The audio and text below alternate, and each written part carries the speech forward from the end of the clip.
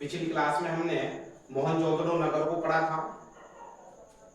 से हमने देखा था कि मोहनजोदड़ो जो है दो टीलों पर बसा हुआ था, पूर्वी और पश्चिमी टीला। पश्चिमी टीले पे जो है दुर्गीकृत टीला था, जो विशेष लोगों का जो है एक निवास स्थान था। उसी में हमने देखा था कि पूर्व पश्चिमी टीले के मध्य में से स्नानागार था, और स्नानागार के उत्तर में पुरोहित आवास था, दक्षिण में जो है सभा भवन था, और पश्चिम में अन्नागार था, और पूर्व में स्तूप टीला था कुशाणकालीन। तो उसी क्रम में जो है मोहनजोदड़ो से प्राप्त साक्ष्यों को पढ़ रहे थे, उसी क्रम में आगे बढ़ते हैं। तो मोहनजोदड़ो से प्राप्त प्रमुख साक्ष्य, तो मोहनजोदड़ो से जो है हमें एक पशुपति शिव की मोहर प्राप्त हुई। जो उस पशुपति शिव की जो हमें मोहर प्राप्त हुई है, तो एक मोहर पर चौकी पर तीन मुखी देवता श्रृंग युक्त पद्मासन मुद्रा में विराजमान है।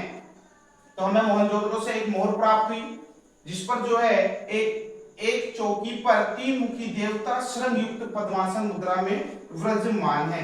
तो से यहाँ से क्वेश्चन पूछा जावे कि जो पशुपति शिव के कितने मुख, तो तीन मुख, से श्रृंग युक्त कितने सिंह, तो दो सिंह जो उस पर बने हुए, कभी कभी तीन भी जो है बता देता है। इसी में लिखेंगे जिसके दाएं तरफ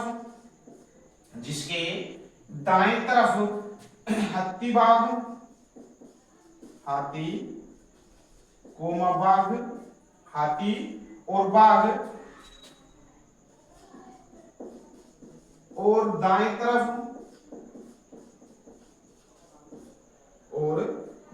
तरफ गैंडा व भैंसा, जिसके दाएं तरफ हाथी व बाघ, बाएं तरफ गैंडा भैंसा है, पैरों में दो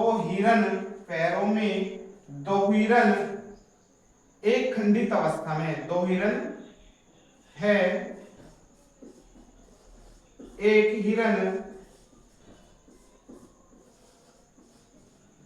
खंडित अवस्था में है, खंडित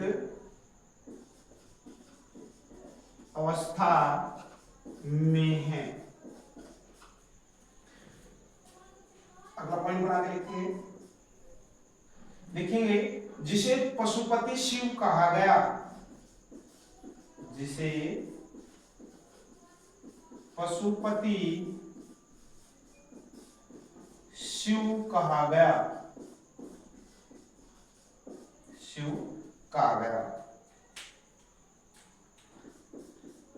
और जॉन मार्शल ने जो है इसे प्राक शिव की उपाधि दी। जॉन मार्शल ने प्राक शिव की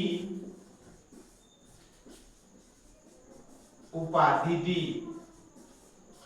तो क्वेश्चन पूछा जाएगा कि मोहनजोदड़ो से प्रमुख साक्ष्य कौन कौन से प्राप्त हुए, तो हम उसमें से एक साक्ष्य जो मिला वो पशुपति शिव की मोहर मिली।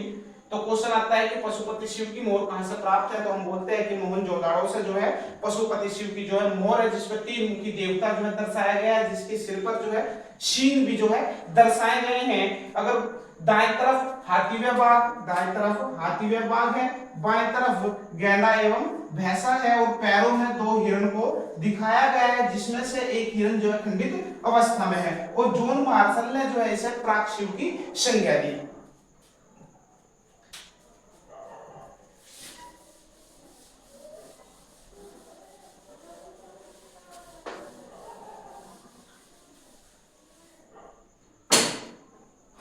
अगला पॉइंट बना हेडिंग बना के लिखेंगे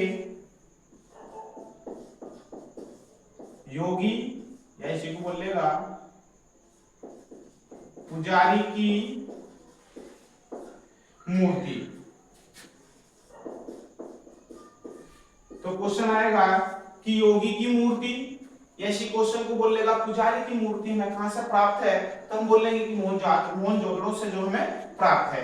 पॉइंट बना के लिखेंगे, इसका पॉइंट बना के लिखेंगे कि मोहनजोदड़ो से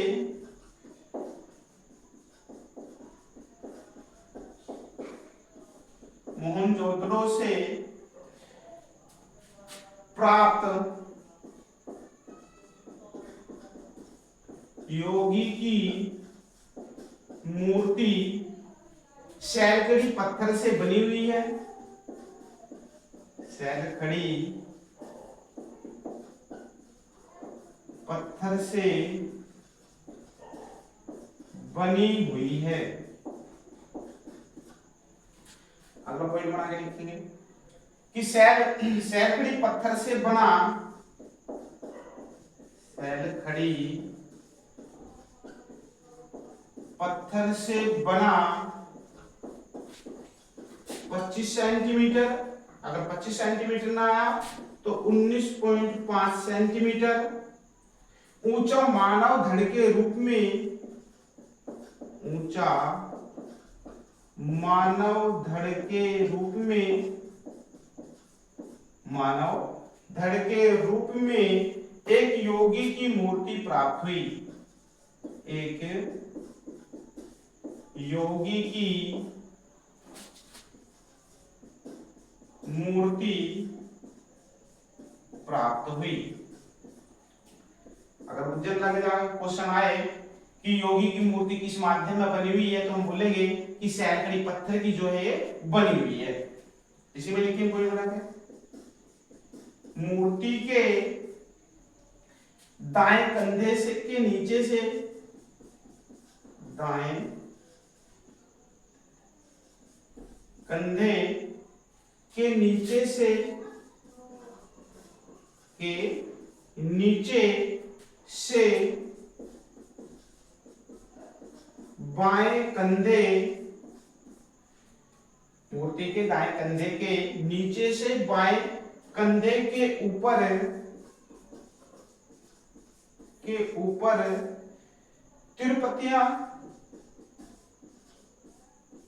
तिरुपतियां या इसी को बोलेगा त्रिफुलिया, त्रिफुलिया अलंकृत सोल ओढ़े, अलंकृत सोल ओढ़े दिखाया गया है, दिखाया गया है। अगला पॉइंट बना के लिखेंगे, मूर्ति में वर्गाकार दाढ़ी दिखाई गई है। मूर्ति में वर्गाकार दाढ़ी दिखाई गई है। मूर्ति में वर्गाकार दाढ़ी दिखाई गई है। योगी की मूछें नहीं है, योगी की मूछें नहीं है। बालों को कंघी से, बालों को कंघी से, बालों को कंघी से पीछे करके, पीछे करके हेयर बैंड लगाया गया है। हेयर बैंड लगाया गया है, लगाया गया है। यह मूर्ति कलात्मक केश विन्यास से युक्त है। यह मूर्ति केश विन्यास से, केश विन्यास, यह मूर्ति कलात्मक, यह मूर्ति कलात्मक केश विन्यास से युक्त है। योगी की आंखें अर्ध खुली है।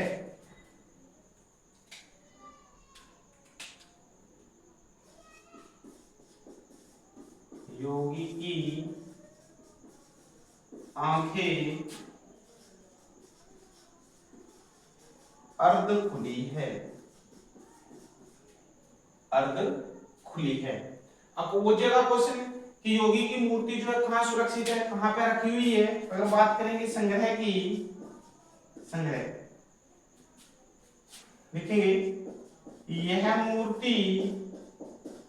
यह मूर्ति राष्ट्रीय संग्रहालय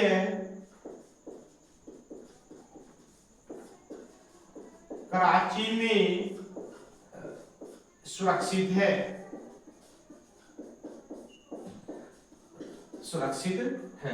तो हमारा सा क्वेश्चन पूछा जाता है कि योगी की मूर्ति किस माध्यम में बनी हुई है, तो हम बोलेंगे कि सैकड़ी पत्थर से जो है बनी हुई है। योगी की मूर्ति की ऊंचाई कितनी है, 25 सेंटीमीटर बतानी है, 9.5 सेंटीमीटर जो हमें बतानी है। अगर बताया जाए कि योगी की मूर्ति में जो है किसे दर्शाया गया है, तो हम बोलेंगे कि जो त्रिपत्तियां त्रिफुलिया को जो है तो दर्शाया गया है। और पूछा जा रहा है क्वेश्चन की योगी की मूर्ति कहाँ सुरक्षित है, तो हम बोलेंगे कि राष्ट्रीय संग्रहालय कराची में जो है ये सुरक्षित है।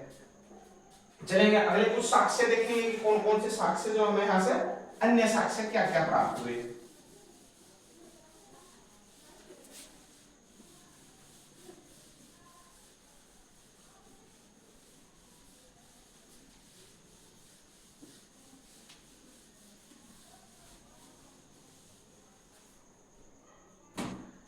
हेडिंग बना लेंगे नर्तकी की मूर्ति,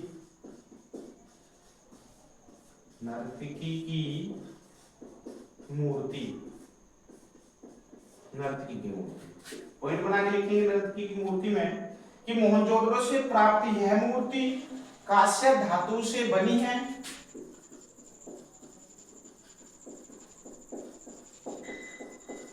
मोहनजोदड़ो से प्राप्त यह मूर्ति कांसा धातु से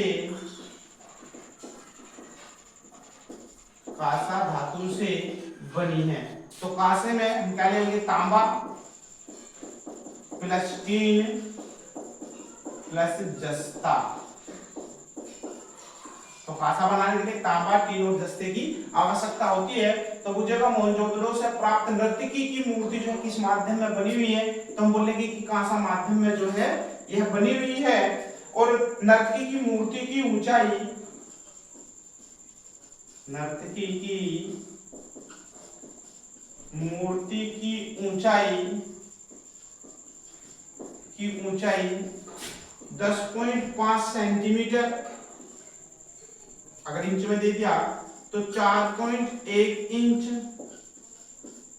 तो नर्तकी की मूर्ति की ऊंचाई 10.5 सेंटीमीटर है। अगला पॉइंट बना के लिखेंगे, यह मूर्ति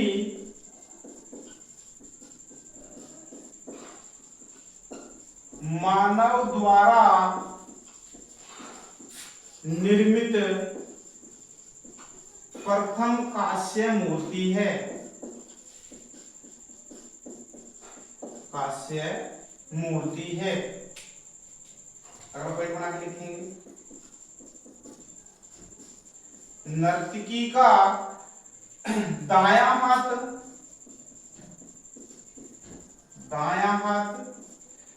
कमर पर,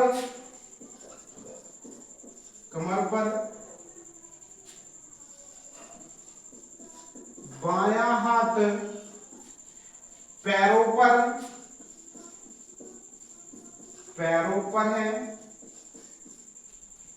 पर है, जो चूड़ियों से भरा है, जो चूड़ियों से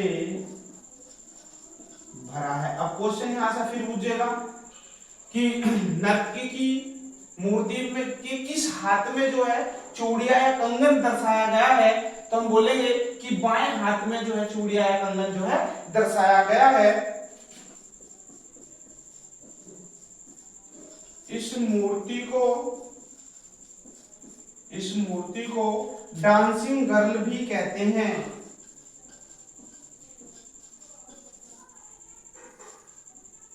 डांसिंग गर्ल भी कहते हैं। अब बात करेंगे तकनीक, किस तकनीक से जो है बनाई गई है। यह मूर्ति लास्टमोम तकनीक से, लास्टमोम तकनीक कह दो, या जो इसी को जो हम बोल सकते हैं कि प्राचीन ग्रंथों में मछोशिष्ट विधि, मछोशिष्ट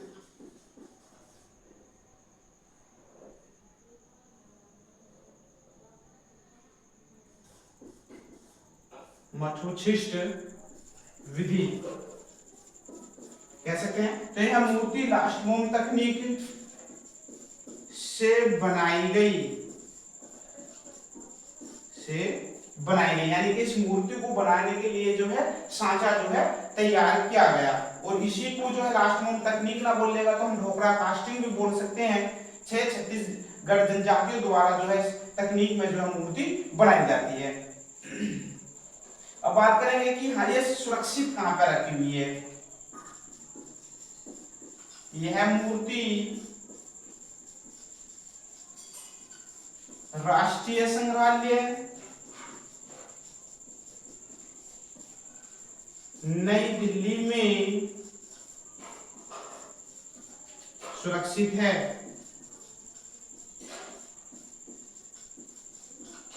नई दिल्ली में सुरक्षित है। एक नोट बना के लिखेंगे, से नीचे क्रम में लिख लेंगे नोट बना के।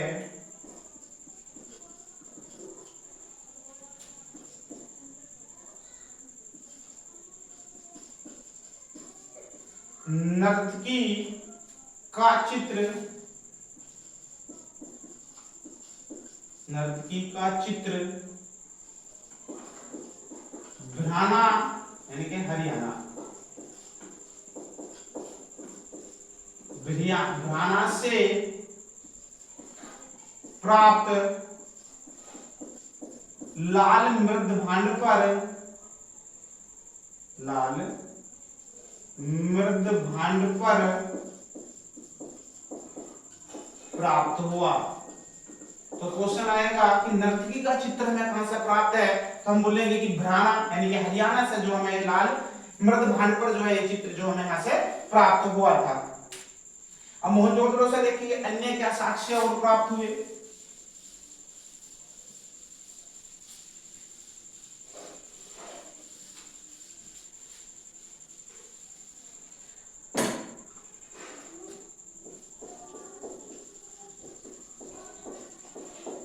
कांसे का बकरा, कांसे का भैंसा, ये मूर्ति मिलती है हमें कि बकरे की जो मूर्ति मिली कांसे माध्यम में बनी हुई मिली, भैंसे की मूर्ति मिली कांसे से जो है बनी हुई मिली।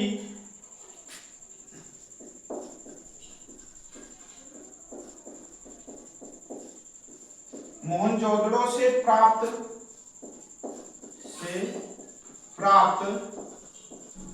मनुष्य यानी का नर नारी, दोनों की प्राप्ति हुई, नारी की ज्यादा प्राप्ति। नर नारी, पशु पक्षी की मरण मूर्तियां, मरण मूर्तियां का मतलब है मिट्टी की मूर्ति, मिट्टी की मूर्तियां प्राप्त हुई। अगला पॉइंट बना के लिखेंगे कि छोटे संग वाला, एक क्वेश्चन आता है, छोटे संग वाला वृषभ की, वृषभ यानी कि बैल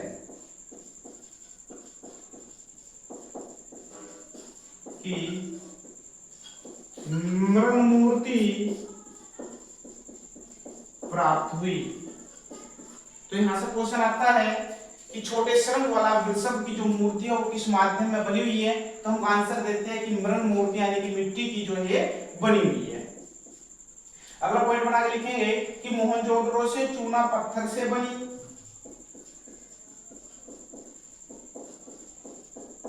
मोहनजोदड़ो से चूना पत्थर से बनी, चूना पत्थर से बनी भेड़ व हाथी की, भेड़ व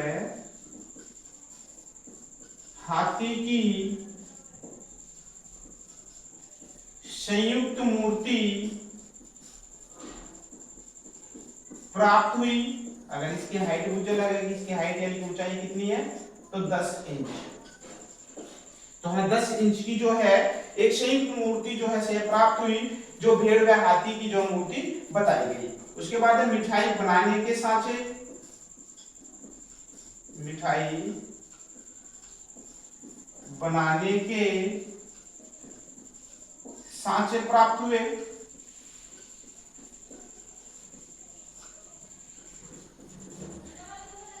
हाथी के कपालखंड के प्रमाण प्राप्त हुए, हाथी के कपालखंड के प्रमाण प्राप्त हुए। अगला पॉइंट बना के लिखेंगे, मोहनजोदड़ो से गले हुए,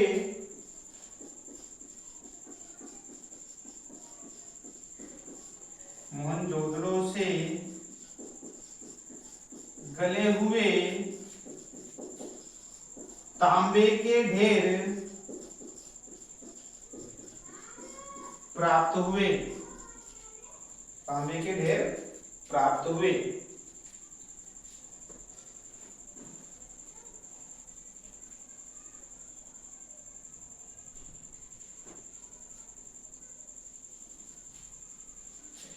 अगला पॉइंट बना के लिखेंगे,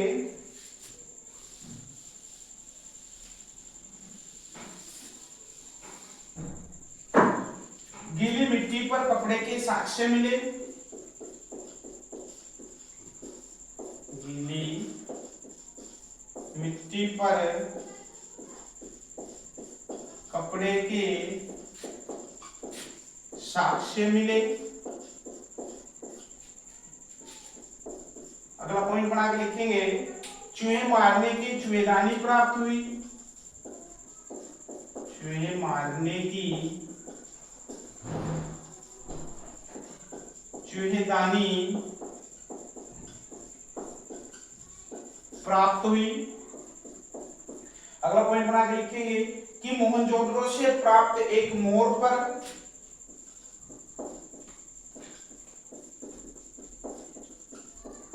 मोहनजोदड़ो से प्राप्त एक मोर पर, एक मोर पर एक अर्धमानव के साथ, एक अर्धमानव के साथ, अर्धमानव के साथ दो व्याघ्रों से,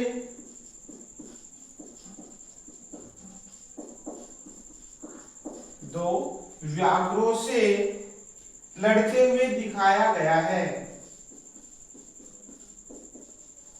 लड़ते हुए दिखाया गया है। अगला साक्ष्य देखेंगे क्या प्राप्त हुआ। देखेंगे कि यहां से प्राप्त एक मोर पर, यहां से प्राप्त एक मोहर पर, मोहर पर नाव का अंकन प्राप्त हुआ, नाव का अंकन प्राप्त हुआ। अगला पॉइंट बना के लिखेंगे, शीप का स्केल, या शीप बोले पटरी, शील का स्केल प्राप्त हुआ। अगला पॉइंट बना के फिर लिखेंगे कि मोहनजोदड़ो से एक मनका मिला,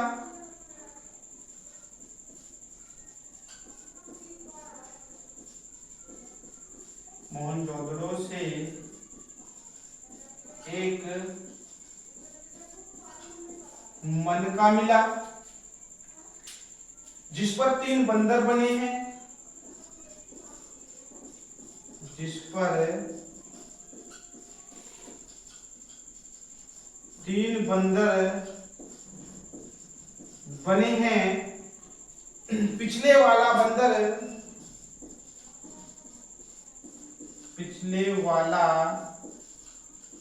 बंदर अपने अगले वाले बंदर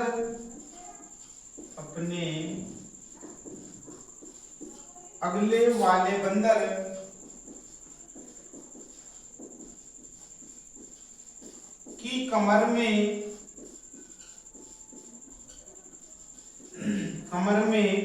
हाथ डाले हुए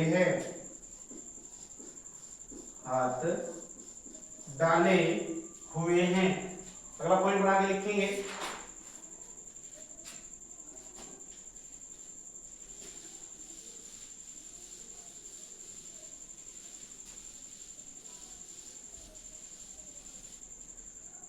मोहनजोदड़ो से कब्रिस्तान के प्रमाण प्राप्त नहीं होते हैं।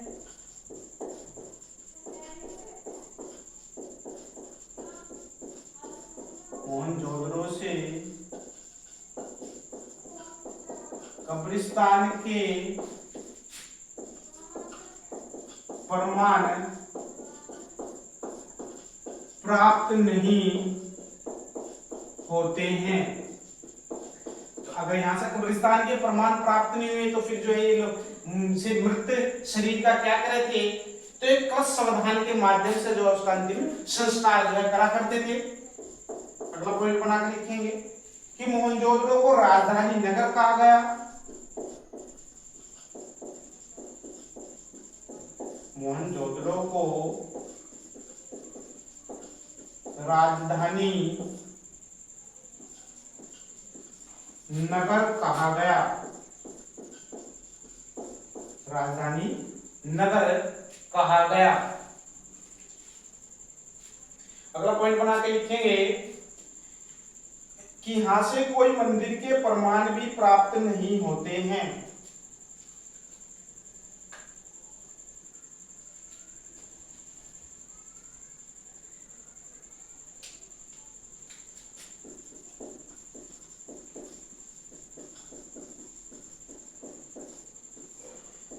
मोहनजोदड़ो से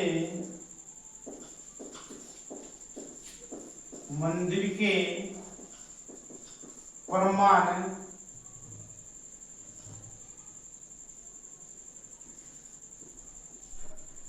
प्राप्त नहीं हुए। तो हमें यहां से कोई मंदिर का भी जो है प्रमाण जो है नहीं मिला। यहाँ की मुख्य सड़क की चौड़ाई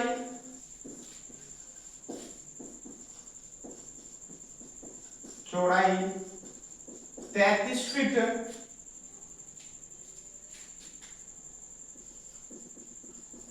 प्राप्त हुई, जिसे पुरातत्ववेताओं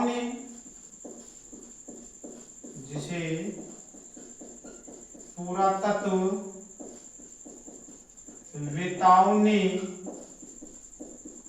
राजपथ कहा।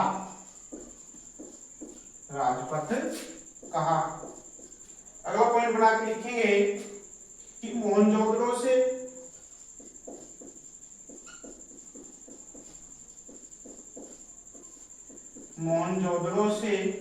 मातृ देवी की मूर्ति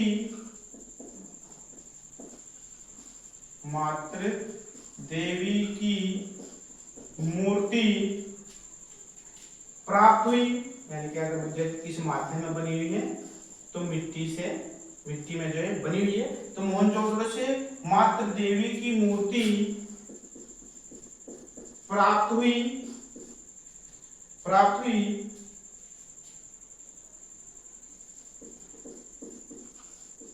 इस मूर्ति के सिर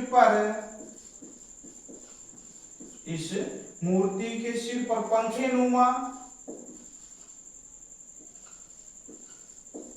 पंखनुमा आकार की टोपी बनी है। आकार की टोपी बनी है। तो यहाँ से क्वेश्चन पूछा जा सकता है कि मातृ देवी की मूर्ति की विशेषता क्या है, तो उसमें एक आवे आंसर में कि पंखनुमा आकार की टोपी जो है इसके सर पर बनी हुई है। अगर अपन बना के लिखेंगे केश किरात वेशधारी, किरात वेशधारी, किरात वेशधारी शिव का चित्र, शिव का चित्र प्राप्त हुआ। तो मोहनजोदड़ो जो है हमारा जो है मोहनजोदड़ो नगर जो हमारा पूरा समापन हुआ। तो जो मोहनजोदड़ो से जो हमें प्रमुख साक्ष्य प्राप्त हुए वे जो हमने जो है पढ़ लिए। आज तक की क्लास यहीं तक, मिलेंगे नए स्थल के साथ अगली क्लास में। धन्यवाद।